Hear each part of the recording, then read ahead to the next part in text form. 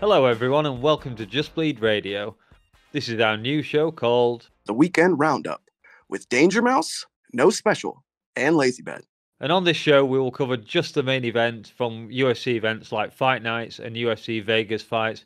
Basically, anything that isn't a numbered event. We'll also cover the co-main events sometimes, but not necessarily all the time. So before I start and bring in Lazy and Austin, I just want to give a huge thank you to our editor Dave, who did an amazing job on Just Bleed Radio's first feature video about Khamzat Chimaev. Dave put an ungodly amount of hours into the project, so cheers. Thank you very much, Dave. No fucking thing.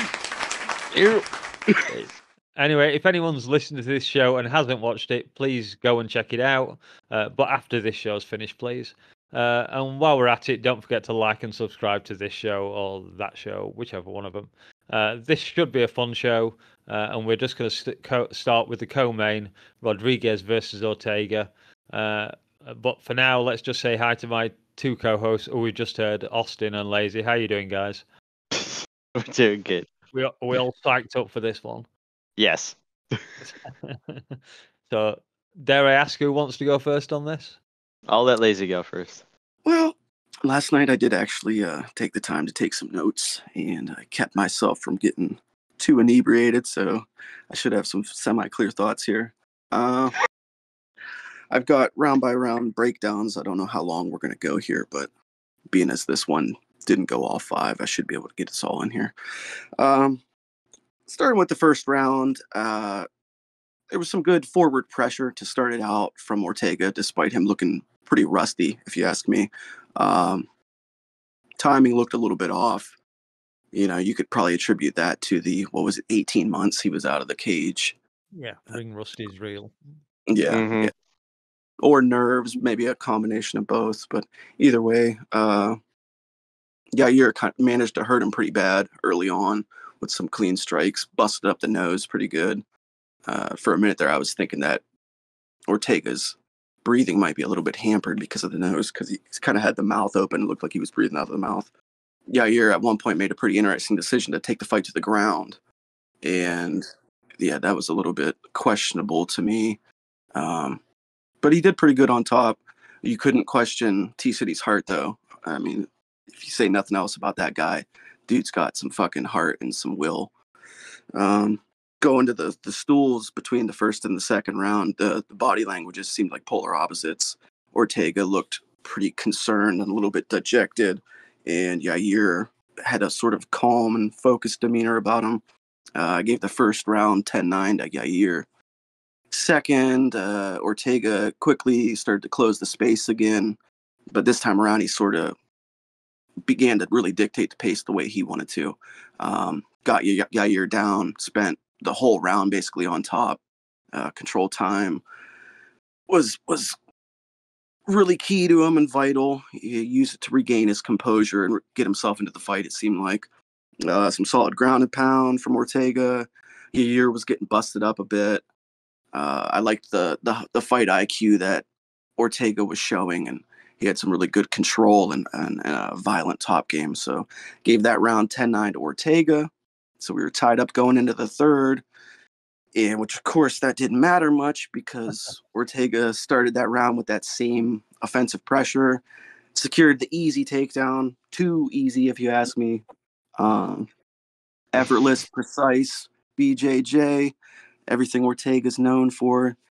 Sunk that choke in deep and hit the sub right in front of his ex, Tracy. So shout out Ortega.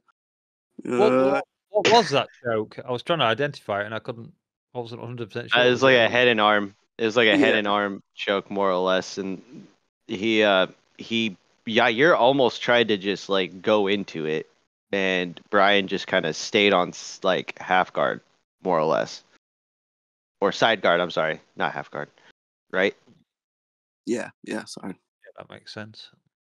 It was a nice fucking deep fucking choke, though. I mean, he really had that thing sunk in there. Oh, yeah. I mean, well, you saw how it stopped, right? Like, it looked like Goddard was about to beat the shit out of him. Like, what are you doing, my guy? Stop. Yeah, so to summarize my thoughts there fully and pass the mic on, Ortega, despite looking a bit unsure and unsteady in the early goings, he really weathered the storm and captured that lightning in a bottle as he often does, and survived the onslaught from Yair and capitalized on his weak takedown and submission defense. My other takeaway, though, and maybe you guys will touch on this or maybe you won't, the post-fight interview from Ortega was a bit weird. It was giving me like kind of Diego Sanchez and Josh Fabia vibes. Very religious. He brought his pastor to the fights. He was talking all kinds of Jesus stuff. It was kind of weird. It was hoping Bryce Mitchell was going to come in and pray with him. Oh my God, yeah, that would have probably added to it. But, in 17 fights, his record. God forbid. I think we saw more or less the same thing there. Well, I guess we watched the same fight, but we got pretty similar notes there, Laser. I got, the early knockdown that Rodriguez scored, and then he broke Ortega's nose. It was bleeding, claret all over the place there. And then, as you said, the weird decision at the end. What have I got down here? Ortega kind of got a leg kick in and dropped Rodriguez, and then it must have been the other way around. Sorry, and then Rodriguez followed him down to the ground for some ground and pound. Then he just hung about there too long, and Ortega managed to kind of half grab his back and then get up, and I think he got a takedown in the last 20, 30 seconds or so. But Ortega did get the kind of a bit of action at the end of the round. Yeah. And then, as you said, very much coming forward, lots of pressure from the striking. Got a nice pick up and slam on Rodriguez. Very close to the fence. Sunk that guillotine in, but couldn't get it. And then just, he started landing some ground and pound. Got a couple of nice elbows in there. Nasty cut under Rodriguez's eye. But at least it was under the eye, not above it, I guess, is always the better thing. But yeah, I'd got Rodriguez. One round apiece at that point, and then, as you said, very nice little sweep by Ortega down to the ground and sank in the choke and got the submission. The eagle is back and he's sharpened his beak and claws, I think we can say.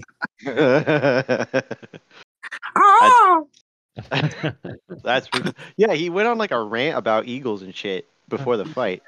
Was that what I read? Yeah. Yes. Yeah. Had you not seen a video about it or anything? I did not, because I am scared to watch it. Might border on the strange, but that's par for the course in this sport, Yeah, that's true. Man, this is like a tale of two fights. If you remember the first fight, it was pretty competitive, like on the feet, and then Yair started to pull away, and then the grappling exchange just happened to just favor Yair at that one moment in time, and then got overzealous and got injured. Ortega did with his shoulder injury. Didn't really get to see the whole, how the fight would have played out. This is the fight that we would have seen possibly. Yair basically emptied his gas tank, allowed Ortega to stay in the fight, managed to survive the second round, and then pretty much just got immediately taken down and submitted. And it wasn't even like the cleanest takedown, like you were saying, Lazy. Like, it was just a half-assed takedown attempt, because Ortega is not known as a wrestler. So he just kind of, laid into him and kind of brought him to the mat and the canvas, more or less, and he just managed to find the head and arm choke pretty quick, and Yair just stayed in it.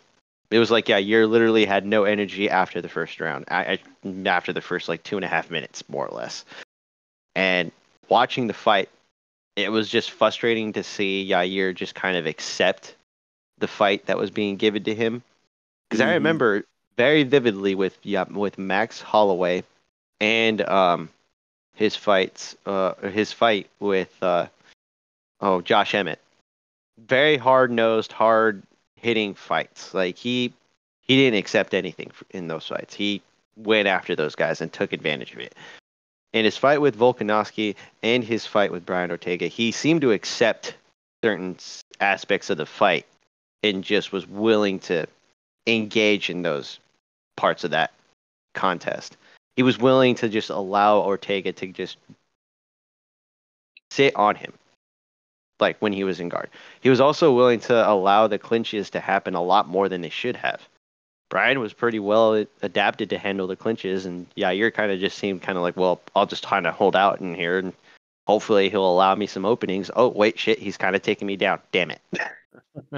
You know, like, like, what are we doing here, my guy? You're a kickboxer. You are not a Muay Thai specialist. You are not a Jiu-Jitsu specialist. Staying at distance, and then he struggled against the fence. Like, he was riding the fence a majority of the time, and Brian wasn't even that well at cutting him off. Like, Brian didn't even try to cut him off half the time. Brian's just like, all right, well, I just fucked up my ankle right before the fight started. Yeah. I'm gonna be flat-footed, and I don't even realize like if he understood what was happening. Yair was just kind of like adamant about the positioning that he was in. Like, all right, this is fine. You know, it's that meme of that dog sipping the coffee in the middle of the fire. Yeah. This is fine. You know, like, God damn it, man. Like, watching it, that was my whole thing too. It was like just watching this fight night, watching the main event, the co-main. It was just, God damn it. God damn it. You know, congrats to Ortega. I dislike the man, but he is a good fighter. I just wish he would fight more often. And like everyone was like, "Oh, Yair's going after Ilia Topuria, and it's gonna make a whole rivalry because it's Mexico versus Spain." And if wishes were wishes. Oh, he was overlooking his opponent tonight, and that's kind of I think half the battle right there. It's like he was looking at a title fight with Ilia when he just lost to Volk. Like, let's get some wins under your belt first, my guy. Get one or two more wins, and then we could talk about you fighting for the title. Yes, it's a different champion, but still, like, come on. Like, you've had 2 interim title fights. Brian Ortega has had 2 title opportunities as well. Why are we making these guys, like, out to be number 1 contenders? They're clearly not number 1 contenders, and they fought like they weren't number 1 contenders. This to me was a title eliminator. Yeah. This to me was a title eliminator. Basically saying whoever lost wasn't going to get an opportunity, and whoever won wasn't going to be guaranteed a title fight, but is basically just going to be in the pool now. And that's fine. Brian Ortega just won. Let him get 2 more wins against top 10 fighters. Then we can talk about it. Let's just get the division moving first. I suppose the problem is he's automatically now, isn't he back to third position in the rankings? That's why I hate this fucking sport. Oh, that was a good point you brought up too about him, the pre-fight when he was doing his little jump and he rolled the ankle. Yeah. I mean, he talked about that afterwards with Olivi, and I think he even talked about it in the cage in the post-fight interview. But yeah, exactly. I mean, come on, dude! Like you're coming off of that long of a layoff. You're fucking injury prone as shit, and then you want to do a high jump and come down on your ankle. Yeah. Oh my god! He looked at his coach, and his coach had to be shitting his pants. Oh my god! Yeah. we're already injured. We haven't even started the fight. All this fucking work. Yeah. Jeez. But yeah, big for Ortega, like I said, to get that W in front of his ex. Tracy Cortez was right there in the stand. In all her glory, watching the festivities. The eagle is lifted. Yeah. Austin possibly too. I was going to say Rodriguez was kind of being looked at as the next guy for Ilia, and obviously he's not anymore. No, not after tonight. Neither is Ortega, though. No, exactly. So what does that leave for Ilia then? That's Movsar Evloev or a rematch with Alexander. Yeah. Or Max, I suppose, if he waits long enough. Here's my thought. Okay. Let Topuria simmer a little bit. Let Volk, let Topuria kind of live off of, all the hype and hoopla he's got going on right now. Let this carry. Let Volk sit and take his time off. Let him take his break. Take Ortega while he's still healthy and they can keep him active. Throw him in there with Evloev. Let Evloev get rid of Ortega for good. Let him get rid of Ortega for good. Because he's, in my opinion, Evloev's going to just fucking smush Ortega and get him out of there. So you're not wrong. But Let we him get don't want to be Ortega. kidding another. No, we can't. We can't be killing contenders. What if he wins?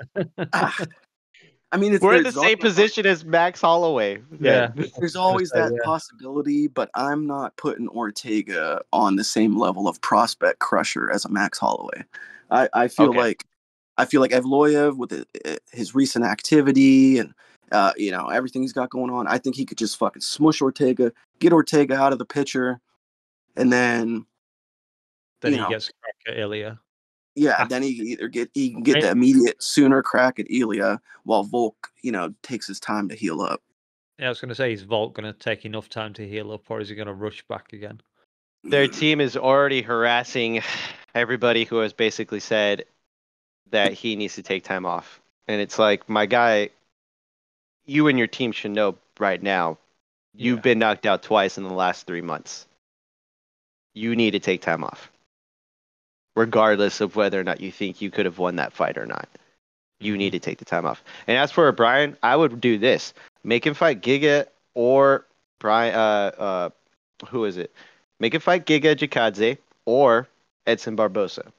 Those are two featherweights who have not fought for the title yet, but are contenders. They are not new contenders, as is Mozart, Arnold Allen, or oh god, there's a couple of other names like Danny Ige too. Like he's a guy who's in the mix as well. Make him fight one of the other guys who just came off of a win. Make him fight again, and then we could talk about whether or not he has the possibility. Mozart should be the guy right now that gets an opportunity to fight Ilya, possibly in the summer. Like there's time for both of them just beat contenders, and now we need to kind of separate new blood from the old blood. Let the old blood kind of fight each other, because the names, they don't have to create like a 10-fight win streak. They don't have to create a 5-fight win streak. They just need one or two more big names. Yair was a big name. Let him get one or two more wins. Then we could talk about whether or not he's eligible for a title fight. And in the meantime, we're not killing off any new contenders. I agree with you that I would pick Mozart to beat him. I just don't want to give Brian the opportunity because he hasn't earned it. He hasn't earned it. He hasn't earned it. I'm sorry. 2 times he's been in the title fight and he's lost. He nearly finished Volkanovski, but he was losing the fight regardless. And then he loses, after having a competitive, second round with Max Holloway, and then gets nearly 300 punches in the next 2 rounds. Yeah, the fight doesn't even go all the way. So, Okay. So it's interesting to time in the division. So Yair, okay, now what do we do with him? What do you guys think about? We know they like to match up 2 guys coming off losses. They like losers to face losers. What about Yair versus Arnold Allen? How about that? I'm fine with that. They're both coming off a loss. They both need wins. Yeah, I think it would be a good matchup too. I'd like to see that. Yeah. Yep. I thought for sure you were going to Especially say now. Bryce Mitchell there, Laser. No, we might be getting a similar fight if that's the case, because T-City is a better wrestler for sure, and he has a jiu-jitsu game that's not nearly as good as Ortega's, but he's a grappler first, striker second, third, actually, I should say. Yeah, I think that'd be a good scrap. But, That'd be a little matchup. 2 guys coming off of losses, both fought recently. Yep. Yeah, I would say that. What? Yeah. I hate this fight. My thoughts on this fight were, God damn it, Ortega fucking getting off of all this fucking free time and then coming back to just fucking only fight once a year and then, or once every 18 months and still be ranked in the top fucking 5. Yeah, what was the stat Fuck. prior to this? Khabib had a more recent win than Ortega. Yeah. Yes. Wild, Yes. absolutely wild. Oh yeah. I fucking hate the sport sometimes. Yeah. Well, shout out to the donks in the Discord, because none of us managed to pick the winner of this fight. No one had any faith in Ortega whatsoever. No. Because it wasn't supposed to happen. The signs were there. But yeah, you just gave him the fight for some reason. It was just stupid. Yeah. Shall we jump onto the actual main event then? Moreno versus Yeah. Royval. Or Royval. I can never decide which way they pronounce that one. Royval. I'll just sell Royval. it for Royval. Yeah. There you go. Yeah, I believe that's the Anik pronunciation there. So passed and approved then. As you've given us the pronunciation, Austin, why don't you take this one away? All right. So my thought on it was, God damn it, why is Moreno thinking he's Dan Henderson? Like, this a little shuffle leg kick on the outside, and then a bombing overhand left or a right, and he just seemed to kind of be content to kind of bomb from the outside, not even technical, but bomb from the outside, and it was frustrating because there was a fight that had played out with Royval. Not with Moreno, but with Pantoja. And this is literally the fight Royval was coming off of. He was peppering Pantoja from the outside and not landing power, but landing with, a Diaz effect. I'm going to pepper you with punches from my stance, and I might have to eat a couple, but my work is going to pay off towards the end of the fight, towards the fifth and fourth rounds. Royval started and kept the same pace. He didn't let up on that pace. He may have picked it up in the third or fourth, I should say, and pretty much just never wavered on it. Even when he was getting wobbled on his feet, or not so much wobbled, but getting stunned by Moreno's overhand rights and lefts, and eating some of those leg kicks from Moreno, he just never wavered. And that's kind of the problem that I had with Moreno, is that Moreno just was not leading the dance, was circling on the outside far too often and not actually engaging far often enough. And then when Moreno would land a bomb or land a heavy right or a leg kick, it was hard for him to follow up. And I'm imagining it's because Royval's pace and workman ethic just pretty much put him on the back foot, and he was never able to gain that ground back or momentum. And the momentum was few and far between for Moreno. If Moreno had engaged with a grappling incentive right off the bat, maybe this is a different fight. That's how he basically took the first one. And yes, there was an injury involved in that fight too, which was interesting because both of these co-main and the main were rematches of fights that had injuries in their first from the guys who lost. So Nice. So let it be known, if you were injured in the first fight and you may have lost, or you were injured and the fight was considered a no contest, you basically are winning the second fight. So I didn't think Royval won, but then again, it was too close to call to say it was a dominant decision for Moreno. The problem I had with it is that Moreno just didn't put his foot on the gas pedal when he needed to. And matter of fact, Mareno actually got hurt at one point and had to, cover up for a good 30 seconds. That for whatever the round was prior to that won Royval the round, and I believe that was in the fourth round as well. And sure enough, Moreno allowed the fight to kind of continue as it was going into the fifth, and he just never took the fight away from Royval. Now, the problem is that both of these guys have lost to Pantoja. I believe it's 5 times now. 3 with Moreno and 2 with Royval. Wow. So neither of these guys is going to get an opportunity. And this is the same situation that we had with Ortega and Yair. Both of them are not eligible or shouldn't be eligible for the fucking title. And yet, Moreno should have been the guy that won, but he didn't. He lost. It is what it is. It was a close fight. But Royval is not a number one contender either. Matter of fact, he's probably 3rd or 5th. And it just keeps him in contention. This is all it is. We're looking at 2 fights that basically said it's title eliminators. The loser doesn't get a title fight anytime soon, maybe with not even in the next year or 2, as long as the guys who they lost to are champions. And with Royval is now again in the same position that he was prior. He lost to the guy who was a champion. Now he's perennially available to take a title fight if they need him. But then if he wins or, is available, he'll still have 2 losses to the current champion. So, God damn it. We were screwed either way. pretty clear pecking order already established, Yeah. with the current champion having combined 5 wins over these two guys. Yeah, hard to argue with that, really. No. Guess that leaves us with Amir Albazi in the middle. Oh God. I Yeah, hope he wins. who actually was supposed to be on this card.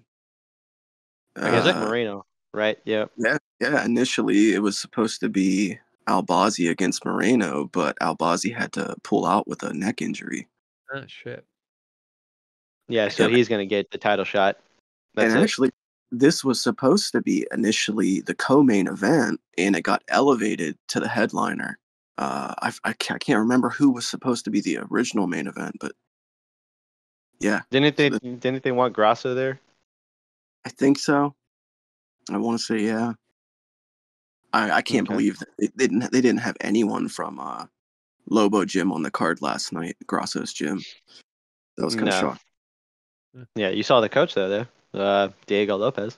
Yeah, he was in the crowds. Reina Aldana was in the crowd. Yep, she was. Grasso was on commentary. What was it? Barab got a pop from the crowd. I guess they're saving it for UFC Noche. Mm-hmm. That was my that's yeah. Saver for the Sphere. Yeah. Do you want me to jump in here? Yeah. Might as well. All right.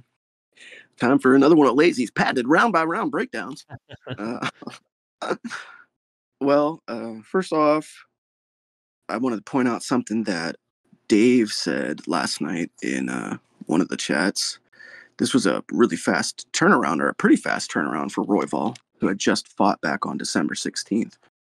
So, a quick turn for the Raw Dog. Crowd reactions were quite split when the fight started. There were some big-time major cheers, strong reactions from Mareno. Royval, of course, was booed. Royval seemed really emotional coming to the cage, listening with his walkout song and the way he was acting at the prep point. So I was a little bit concerned going in how he was going to react with such high emotions. But anyway, first round, it started out really slow. There was a lot of feeling out process and respect shown on both sides, to the point where Herb was actually urging action and fucking clapping and telling them to work. Yeah. Royval's left leg looked compromised pretty early. He looked almost like he had that drop foot thing going on. It looked like he hurt it kicking him, didn't it? Mm-hmm. Yep. Yeah, possibly. Moreno's left hook was working pretty good, and early on he was looking patient. I did notice that it seemed like both of them were having problems with their footing. I don't know if that was the mat being a bit slippery, or I don't know. Sometimes they slip on the logo parts. They're more slick than the others. Anyway, I had that a Moreno round, first round, but it wasn't totally convincing. So yeah, I had a 10-9 Moreno. Going into the second, the hooks were really working for Moreno again. Yeah, he was looking quick and sharp at moments, but then he started doing what Austin was saying and really reaching and dipping with those big lunging overhands. Royval would have been, in my opinion, would have been well served with some knees up the middle, which he wasn't doing at the time. Some nice heavy combos coupled with some good body work, and then he started using those knees a bit more. Moreno had a timely takedown, but he nearly got subbed in that second towards the end of the round. The leg was possibly becoming a bit of more of an issue. I had that round again, 10-9 Moreno. Going into the third, the round started with kick-heavy approaches from both sides, which was a little bit interesting. Royval actually said post-fight at the desk that he felt he got away from the kicks in his last fight against Pantoja, so he wanted to make sure that he stayed kick-heavy in this one, and then he fucked up his foot with one of the early kicks, but he stuck with it anyway, so good on you, Raw Dog. I felt like Royval was fighting really upright. He was standing really straight up, which was kind of concerning. Some rapid scrambles, but Raw Dog showed some good defense. he began to get a little bit more diversified in the strikes, and he was landing some nice straight shots, beating Moreno's looping overhands. Solid Royval round, 10-9 Royval. Fourth, Royval really was up in the pace. Mareno was realizing some good success with the calf kicks, ending almost every combo with that thudding kick. Despite the leg, Royval was really putting it together late in the fight. Like you were saying, Austin, he had that beautiful pitter-patter Diaz bro kind of thing going on. Action was fast and furious. It sent Herb Dean scrambling at one point, trying to get out of the way. That was I liked that. I wish somebody would have memed that moment. Very tight round though. Could have scored it either way based on your preference, whether you like those precise tempered strikes or the heavy looping blows. I personally went 10-9 Royval, so that put us on my scorecards 2-2 going into the fifth. Everything coming down to the last round. Bit of wall install early from Moreno with some control, maybe looking to minimize the damage or get some of his steam back. I caught a moment, I don't know if you guys saw it, after that initial clinching against the cage in the fifth to start it out. Moreno gave his corner a wink after the clinch ended, but he never really came on like the way it seemed like he was implying. It's more of the same volume versus power battle. Royval was getting to Moreno's chin, connecting nicely. Mareno kept seeking the clinch against the cage, but Herb had a really short leash and was breaking him up quick. Both men were swinging wildly in the final minute. I went 10-9 Royval, so that made it Royval 3-2 on my cards. A very emotional and likely very motivated Royval came into this fight with a do-or-die mentality. He set aside the early start, and both men eventually did find their groove and seemed to be sticking to a game plan. Sad to see Moreno fall short, but happy for Raw Dog to get the win. And again, Royval actually revealed similar sentiments to Volk during the post show about being in a dark place mentally and needing this fight and this win, which was, I don't know. I don't like seeing these guys, dealing with mental health and working it out in the cage, but good win, Raw Dog. Happy for him to get the W. Yeah. What are you gonna say? Like, these short turnarounds, is that something that they like? You would hope that they're getting paid, especially coming off of losses, to help save a main event, or in Royval's case, like just step up for the opportunity to be another, or to stay in the contendership pool. That, especially coming off of a loss that he suffered against Pantoja. This almost kind of felt like the same kind of fight, but at the same time, it's like, Moreno allowed his opponent to stay in, never bothered to, press the action more than he needed to. And I'm happy for Royval, but I'm also kind of concerned that this is a trend that he just will allow himself to kind of eat big shots. He doesn't really, what was it? Dean Thomas said it. He doesn't have an exit strategy when he's in the pocket. Yeah. And he's willingly eating these heavy shots. And it's because he's confident in his chin, which, proved to be his detriment in the Pantoja fight. Whereas in this fight, Moreno just managed to land big thumping shots, just not enough to hurt him on a consistent basis. And Royval almost got confident because of it. Like, you cannot be willingly eating those big shots. Like, even Diaz, when he does, he at least moves. He, looks for the clinch. He finds a way to kind of get past that and doesn't stay in the pocket too long. Both Diaz's, for that matter. But Royval is not a Diaz. He doesn't have the same kind of chin.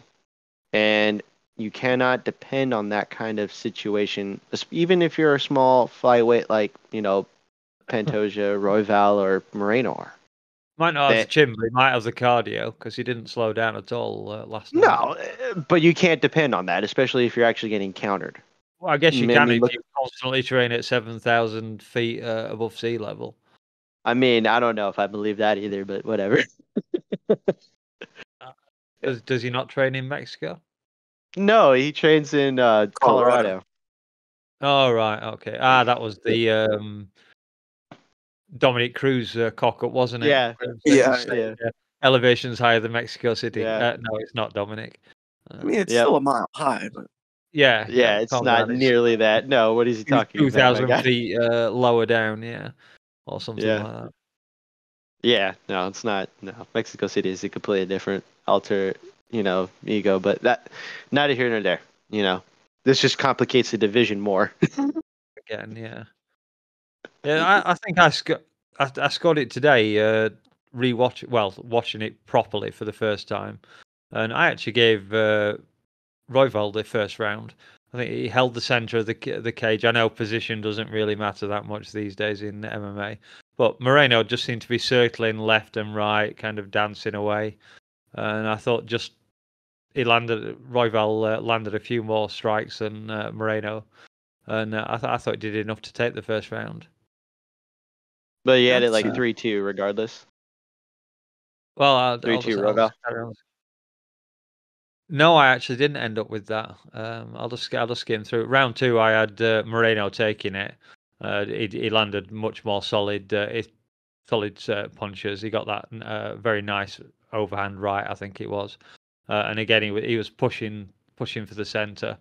He was also very accurate on his striking. I think the stats were 60% connection rate. So I actually gave Mareno that second round, but I did make a note that he looked bloody tired when he walked back to his stool, coming mhm. for the third. And then I thought Royval took it back in round 3. He took control again, was pushing Moreno back again. So I gave him that round as well. So that left me at 29-28 by the end of round 3. I did make the note. He's Royval lots of volume, but he's not so good on the accuracy. I think he was only around 30% accuracy, which over almost 500 strikes thrown. And I think only 128 landed or some shit. yeah. I think it's 28%. I think he finished at.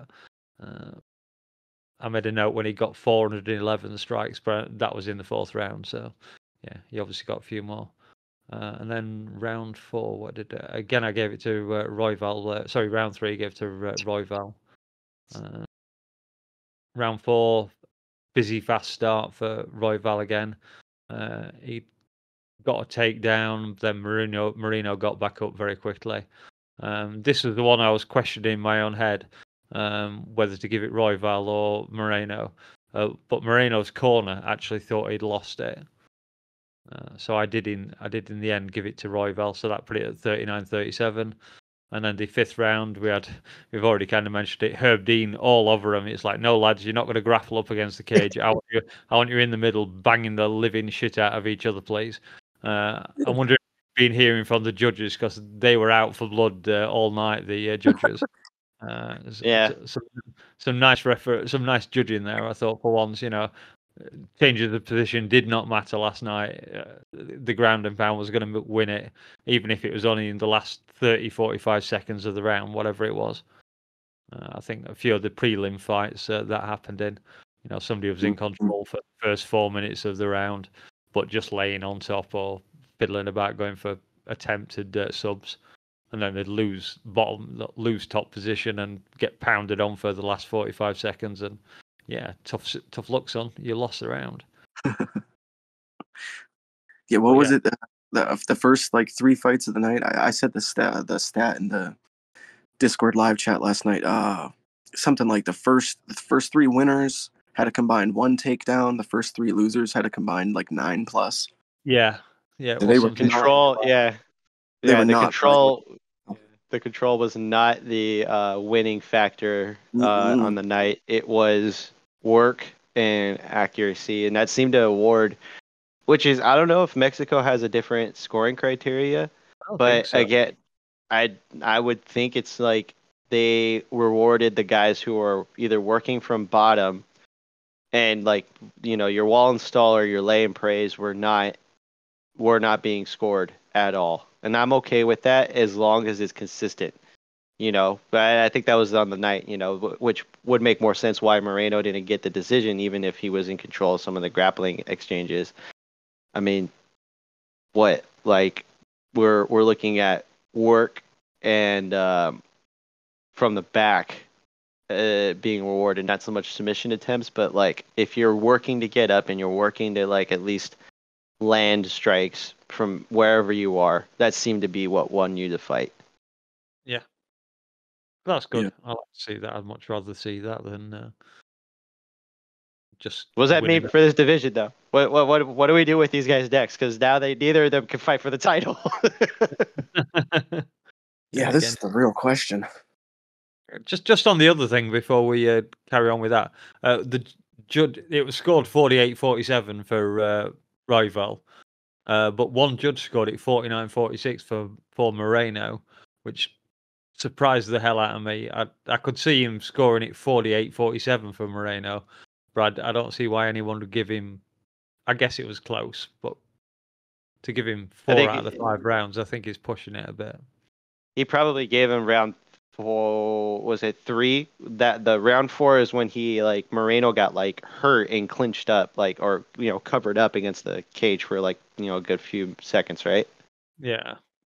So he probably gave him the round before that and gave him the 5th, giving him 4 of the 5. That's probably what it was. But like I had it round 1 for Moreno, round 2 for Moreno, round 3 and 4 for Royval, and then I edged the 5th round for Moreno. But honestly, that round could go either way, depending on how you look at it. I rewarded the clinching a little bit more just because he was in control of some of those situations, although he didn't land nearly as much damage as you would like. So you can honestly give the round to Royval, and it wouldn't honestly be an issue. Like that round was close. Royval may have edged it out just with volume and accuracy alone. So I think whenever they showed this, UFC showed the stats, which we know are not exactly perfect, but they're what you have to work with when the fights are on. I think Royval was ahead on most of the rounds. I think certainly the first 3 rounds ahead on strikes. Yeah, I mean he was unloading whether they were all connecting or not. He was like a scattergun out there. He was just bop, bop, bop, bop, bop, bop. Yeah, I thought it was trying to beat Max Holloway's most strikes thrown in a round or something there. I love that. Yeah. That little 70% on each punch, like not putting it all into it, tat, tat, tat, and then bang, tat, tat, tat, bang. I love that. Yeah, as Austin said, that's pure Diaz style. Yep. Nick and Nate are both fairly handy at it. And which, oddly enough, Royval is a huge Diaz brothers fan, but Nate was in attendance last night, and he was on Moreno's side. So, poor guy. Yeah. Royval he couldn't get his idols to back him up. Nah. But that begs the question: who do they fight next? Mareno can't fight for the title because he's lost 3 times to the champion, and Royval's just got his ass, or he just got beat by the champion, and he lost to him prior, before that title fight.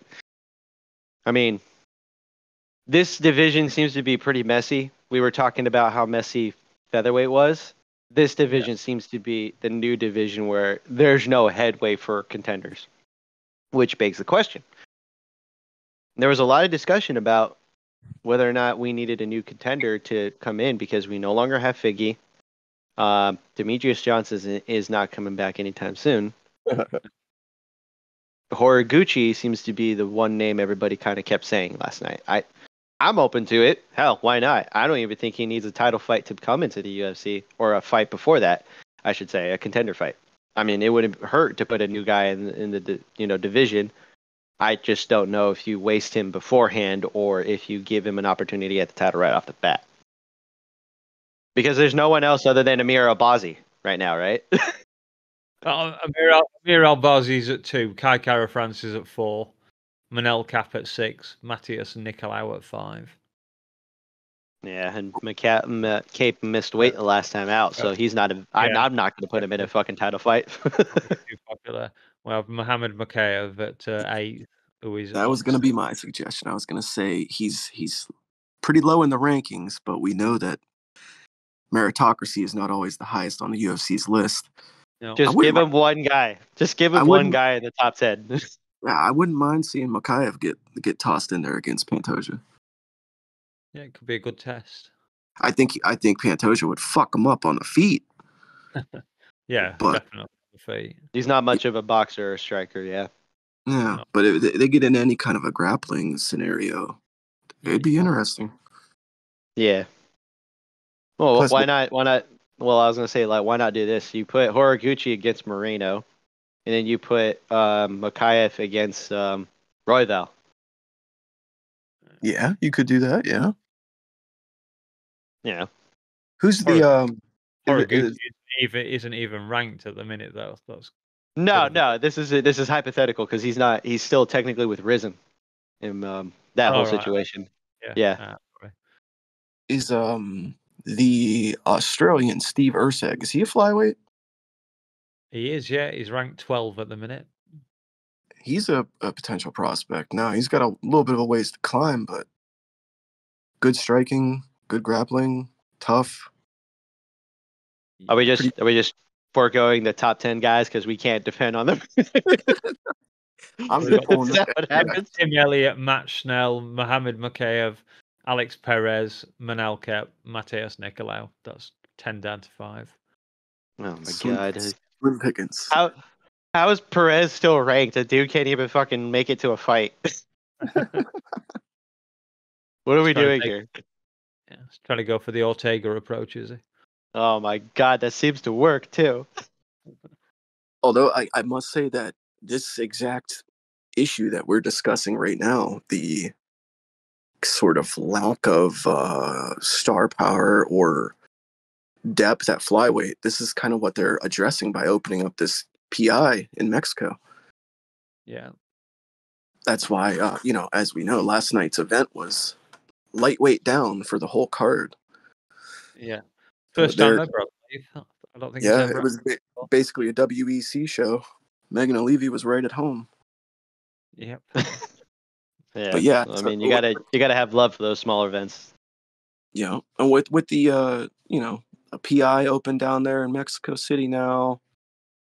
They, UFC has always wanted to push into that territory. They've been trying to break in there forever. You got a lot of really, really talented guys in the lighter weight classes down in that region of the world. So if they could tap into that market and start pulling some of these guys over from the boxing world and pulling them into the MMA world, flyweight could have a bright future. I agree. Yeah, you just gotta have the talent, eventually show it, and we can't. They have to put effort into it. They can't do it half-assed. They have to actively make an effort to invest in the small regional scene, bring these guys in, and then eventually bring them on the Contender Series, or do a tough Latin America like they did prior. Yeah. They've done it for Yair. They've done it for a couple of others. They have the ability to do it. The problem is that they just choose to not spend money. Well, they're just opening a new performance institute in Mexico. They're doing one. They're doing one in Africa soon, aren't they, as well? Or they're in. I don't even know if that's the case. They're debating whether or not. Talking about it certainly. Yeah. I just think the Mexico one. Have a tough season Mexico in Africa against Mexico. Well, yeah, I mean, that's the problem is that they seem to kind of be willing to kind of like just go when there's money available to them and not invest into the regional scene prior. That's the thing. If you need contenders or prospects to show up, you need to invest in the regional scene because, I mean, look what happened to Canada. Canada's regional scene is pretty much a desolate landscape at this point, and a majority of the new contenders that are showing up are, on a barely existing regional scene in the U.S. and like majority of the Eastern Europe, prospects are the ones dominating a lot. I mean, if they're not from the Eastern Europe or, parts of Europe now, they're coming from Brazil. There's not a whole lot of other places that they're coming from. I mean, Southeast Asia with Australia and New Zealand seems to have a majority of them. Japan has had its waves up and down. That they just have to reinvest in other regions now, and they're trying. Like you said, they're looking to possibly put one in Africa, but right now they have one in Mexico. It's been 10 years in the making that we've been saying that. Yeah, as I was going to say, it was a long time coming to get this one open in Mexico, and they've been talking about the Africa one for seems like just as long. uh, infrastructure and things like that in these countries is, I'm sure it's not as easy logistically to open them up as we might think. But I will say they are making efforts in some of these regions with the regional scenes because if you watch Fight Pass, they've got a lot of the feeder leagues on there, and there's a couple down there in Central America. Uh, what do they got? Lux Fight League, Budo Cento, um, maybe one other one, a couple of them. But this, they're looking and facilitating some of those places, opening up the PIs. Like, I don't know. I don't want to have high hopes because it is the UFC and they don't like to spend money, but the talent is there, man. They gotta get these guys in. They gotta get them in the door, and they gotta get them on these shows. And Well, they need to push them while they've got champions from those nations as well. Yeah. Nations, Yeah. continents. You've got DDP as the middleweight, South African, yeah, and then you've still got Grasso in for Mexico, haven't you? I think is that the only one? Is she the last one Yeah. standing? Yeah. Yeah. Yep. Still standing. they really failed to capitalize on that when they had the 3 concurrent Yeah. Mexican champions. That was a boneheaded move. Yeah, 100%, man. They had the ability to actually promote it in Mexico and have like all 3 of them fight Mhm. for something here. Yair was coming off of a loss regardless, but it sucks. Is that it, guys? Are we just about done on those two? Yeah, I think so. Yeah, I think we're good. I mean, overall the event was fun, but just god damn it. Yeah, I would like to shout out the Mexico crowd. They were on fire. Commentary was saying that they were extremely loud. They Sanka were said, very violent. yeah, there was some good fights broke out in the crowd too. It wasn't just in the cage. Yeah. Yeah. Sanka said afterwards that it was the only crowd she's ever heard where they were louder than the music in the arena.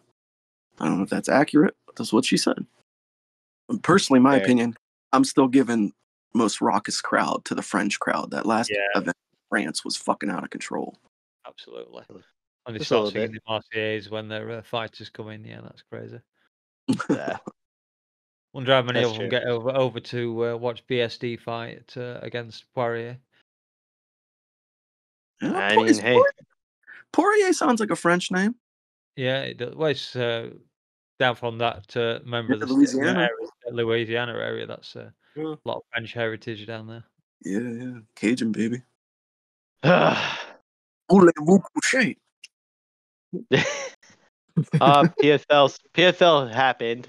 It wasn't the greatest event, but it happened, and Bellator almost clean sweeped everything, but Yeah. Bader Saw the also baby just got fight, demolished. if you can call it a fight. Yeah, it was a thing that happened. Yeah. I sadly watched it from the very start to the very end. As did I, Lazy. Ugh. What? Yeah. Gotti was supposed to do a face-off, and he left before it was confirmed that he was like, "Oh yeah," no, he just decided to walk out. It was like, "Nah, this shit ain't for me."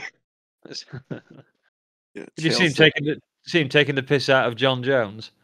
Yeah. Oh yeah, Saying it's he like the needs to third go time back he to was there start doing it. training. Yeah, What do they call him? Fat? yeah, he did. Yeah. Yeah. Well, there was a meme comparing him to Daniel Cormier today. So That's hilarious. Yeah. Again, PFL was okay. It had its moments. The belt was cool. The belt ring combo is pretty cool. I didn't like how they just call it the super belt. That was fucking stupid. yeah. And they did the 3-round fights, which was pretty good for time purposes, but some of those fights need to be 5 rounds. Can't do anything about that, but they're trying. You can say that the PFL is trying, and regardless of what happens with Bellator, going forward, the PFL has access to those fighters, and the fact that we see Josh Thompson and Big John, doing their thing with PFL, this is the competitor to the UFC. They are actively trying, Is it landing? Is it 100% great? No, there's issues with everything that they're trying, but if you're not going to try, what's the point? And they're trying at least. Yeah. That's true. And Tevin gave them 3 years, by the way. I asked him in Luke's chat the other week. Oh, Yeah. As long as they get the Saudis to continue giving the money. I mean, hell, we've been saying that about, one championship, and they seem to always be on the brink of death, and now they're financial ruin, like within a matter of, a year, possibly. Yeah, the difference is I'll care a little bit if one dies. I don't give a damn about PFL.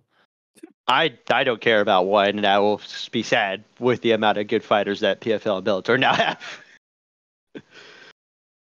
4 rounds Muay Thai. That's the only reason one is It's not even MMA. That's not even MMA. Exactly, yeah, but I enjoy watching it, so I don't care. That's fair.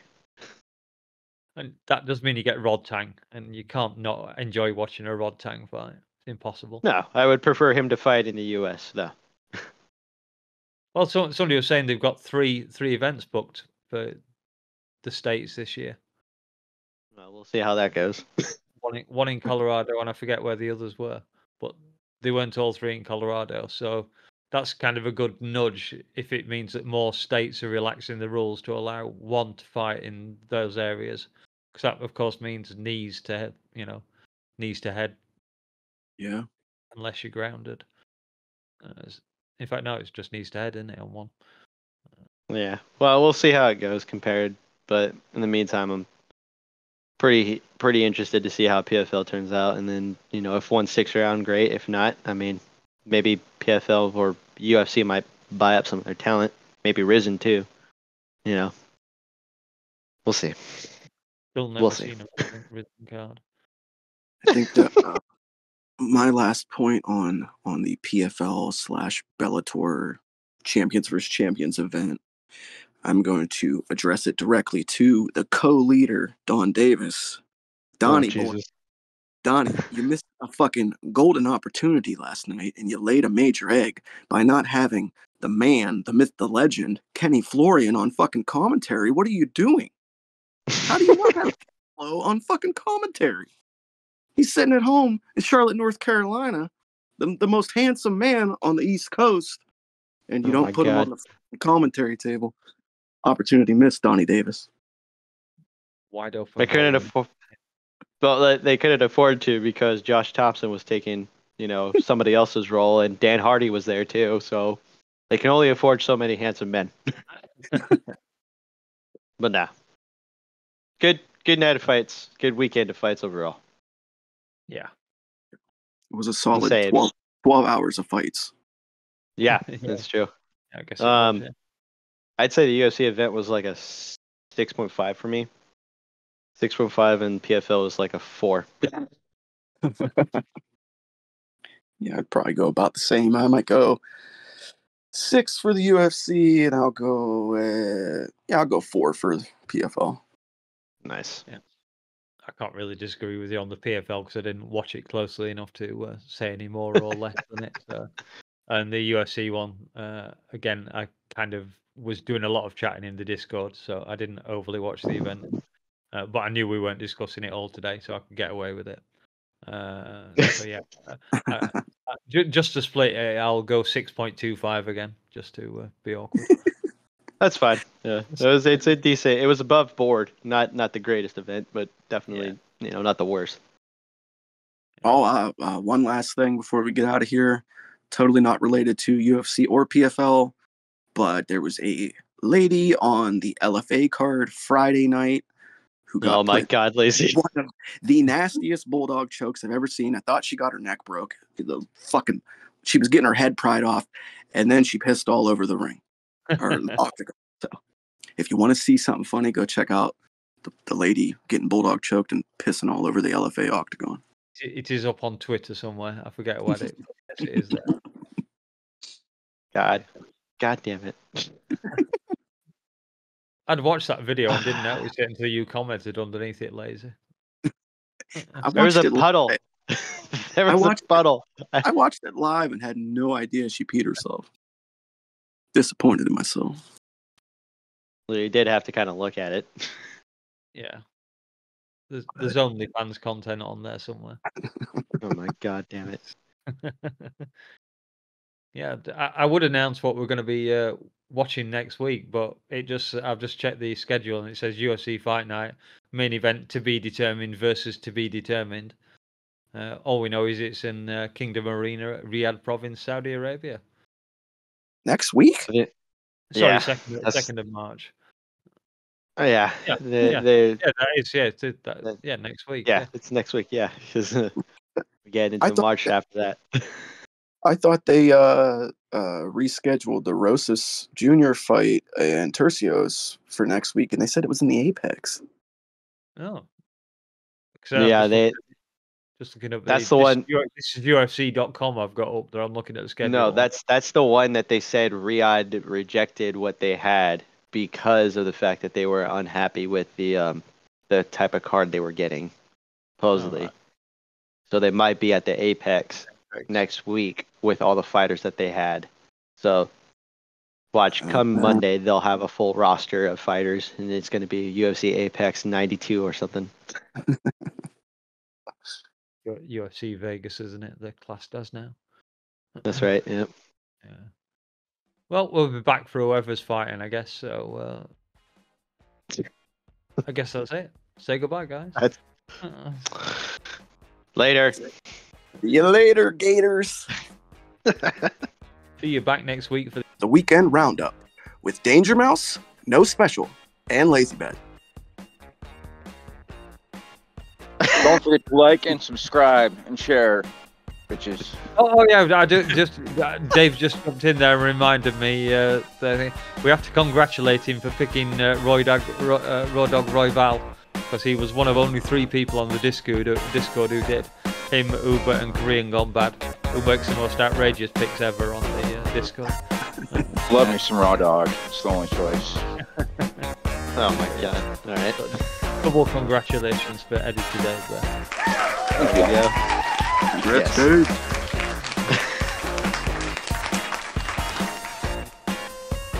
Is that it? Yeah. We're out. That's it. God damn it. Running just over an hour.